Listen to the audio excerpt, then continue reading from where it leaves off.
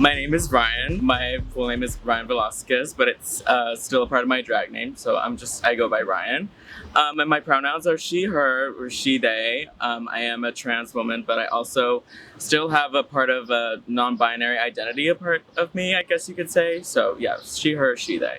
I am based here in Austin, but I'm originally from the Rio Grande Valley, which is 5 hours away from here, which is really far. Not very open to, I guess, gender, self-expression, and, different gender identities. So, coming here to Austin was just like a big, whirlwind and a big eye-opener to, all these possibilities and all these different people.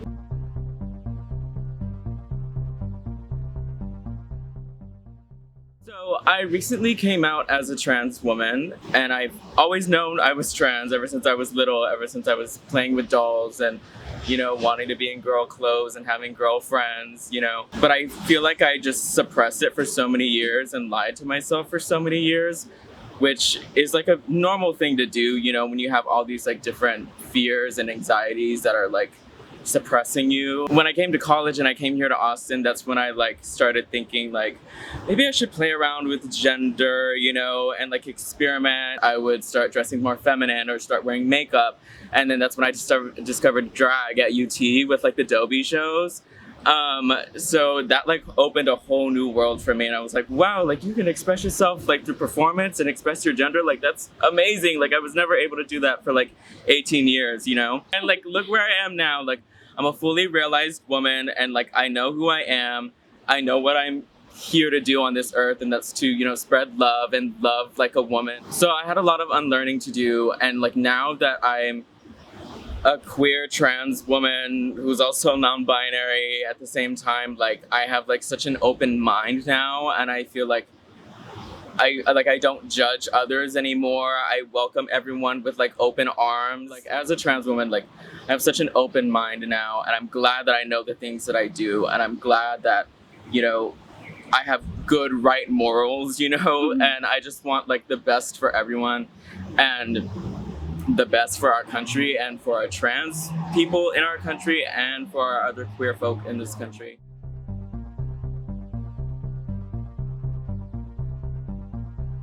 Drag and its community is a second family to me. That's my chosen family, honestly, because when I came here to college and I was a freshman and I discovered the Dobie drag shows, that's where I met Celia Light, who is my drag grandmother, and I met, Harlow, who is my drag mother, who she adopted me, and I met all these other amazing drag performers who I consider family now, who I hate to say it, but at this point in my life, I feel I'm closer to them than to my actual family, because even my family now, even though I love them and I have a special place for them in my heart and I care deeply about them, it's really hard because they're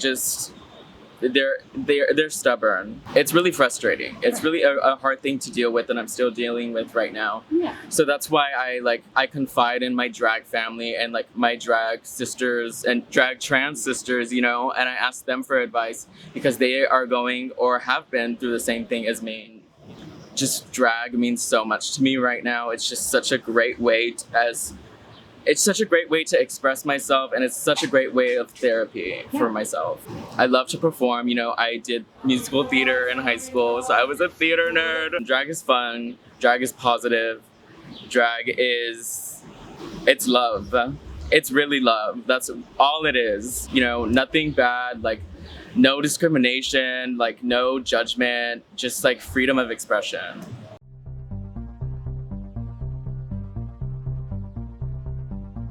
So I guess I've been doing drag for 2.5, almost 3 years now, which is crazy because it feels like it was just yesterday that I literally started, and I had oatmeal brows, you know what I mean? But when I was in high school, I obviously had a lot of love for theater and musical theater, and then I got introduced to theatrical makeup, and I loved the idea of being able to transform your face, and into any character or to any person.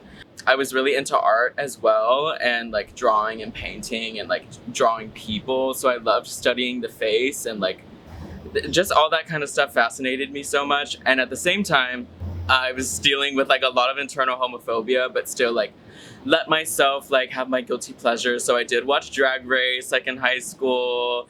I did know about it. I did know what drag was, and like I always like saw myself like performing in drag. Like I thought it was such a fun idea and such a fun way of like self-expression. And then that's when I got to college, and that's when I found out about the Dobie shows. I sent a message to Celia Light, and I was like, hey, like, is it okay if I could like spotlight for the show, for the Dobie show? Like, do you need more performers? You know, like I just want to like get more experience, you know, and I want to try it out. she was like so welcoming, and she was like, of course. And it was really cute and really fun and really exhilarating, I guess that's the word. And like I said earlier, it was like a big relief just to get all of that energy and all that like frustration at the same time out of me and put it into performance. It was such like a great experience for me. And also to perform and also make people smile, make people laugh and like cheer and see all their like smiling faces. Like it feels so rewarding.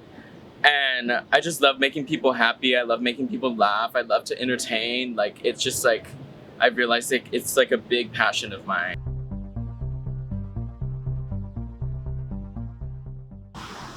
Whew, that's a good question. There's like a list of things that I would say to them. But I would just tell them, you know, kids aren't being affected by drag performers or drag queens. The main thing that they're being affected by is gun violence. Like we saw with Uvalde, you know? It's like a thing that happens quite often, which is like really shocking. But I mean, it's America, you know, like the craziest shit happens here. Focus on the real problems, focus on the real matters. Drag queens are not affecting kids. Kids see drag queens as like princess party performers, you know, like that's the best that I could like compare that to. Kids are like really smart like individuals, and I think they know like from right and wrong. Like I said earlier, drag isn't like a serious thing, it's a fun thing. It's a fun thing filled with like positivity and light and love, and those they really shouldn't be focusing on that. And they should be focusing more on the important things like gun violence, and then also homelessness and poverty with children stuck in foster homes, you know, or children that don't have access to the foster care system anymore.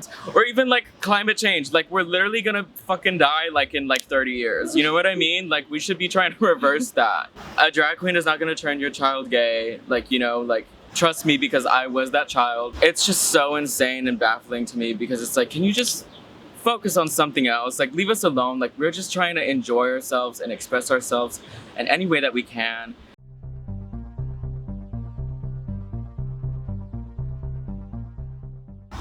I think all my community would probably be lost. And it's a very sad and scary thing to think about.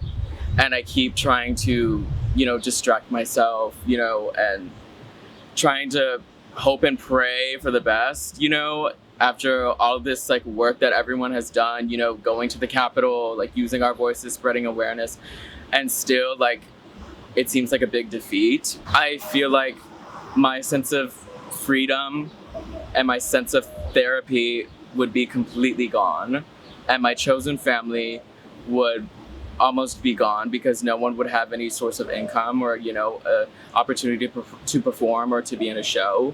You know, a lot of drag performers that I know personally, that's like their main source of income, which is right. You know, if that was lost completely, that would be very unfortunate and very sad, because the last thing that we need in this country is more homeless trans people and more homeless queer people. It's just so important that we just come together and we stick together as a community, because that's all we have at the end of the day, it seems like. Yeah. Because it's just so many attacks left and right from everyone. Literally. And it's really unfortunate.